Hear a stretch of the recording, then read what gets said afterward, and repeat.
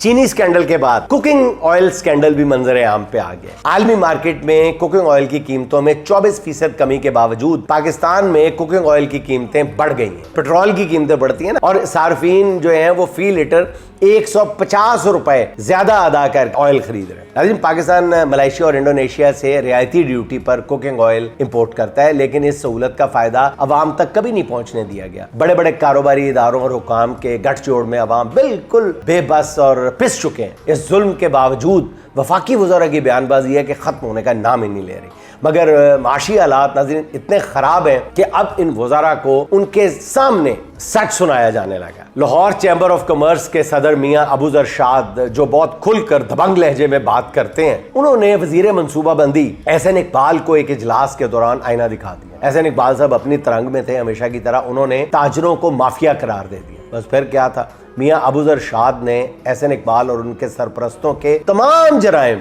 एक एक करके बयान करना शुरू कर दिया। उन्होंने कहा कि आपने 24,000 अरब अफगान ट्रांजिट ट्रेड में जाया किए, 25,000 अरब रुपए आईपीपीज में डबो दिए।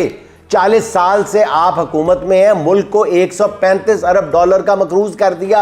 200 अरब डॉलर आप लोगों का मुल्क से बाहर पड़ा है, और आप कहते हैं कि इन्वेस्टर लेकर आए पाकिस्तान में। ये कैसे मुमकिन है जनाब? मियां अबूजर शाद कमाल का जुर्रत का मुजाहरा किया है आप। मिनिस्टर साहब, आपकी पॉलिसी ही मुस्तहकम नहीं है, तरक्की खाक होगी। मियां अबूजर शाद की इस हक गोई पर एहसन इकबाल फिर फौरी तौर पर बैकफुट पे चले गए और उन्होंने कह दिया कि मैंने आपको तो माफिया नहीं कहा, मैंने ताजरों को तो माफिया नहीं कहा। बहुत बेबसी से वो बैकफुट पे गए। अल्लाह भी नाज़रीन बहुत बेनियाज है, जिसने इज्जत और जिल्लत अपने हाथ में रखी हुई है। अब एहसन इकबाल खुद को इस हुकूमत का ब्रेन करार देते हैं, हमेशा संजीदा नजर आने की कोशिश करते हैं, मगर जहाँ जाते हैं जिल्लत उनके ताकुब में होती है। ये किसी रेस्टोरेंट में जाए तो चोर चोर के नारे लग जाते हैं, ये इंतखाबी जलसों में जाए तो मुखालफाना नारे लग जाते हैं, ये मुल्क से बाहर किसी इंटरनेशनल फोरम पर जाए तो उन्हें मैंडेट चोर हुकूमत का नुमाइंदा करार दिया जाता है। ऐसे हर मौके के लिए जनाब एहसन इकबाल के पास सिर्फ एक खसियानी सी हंसी होती है जो वो हंस के दिखा देते हैं।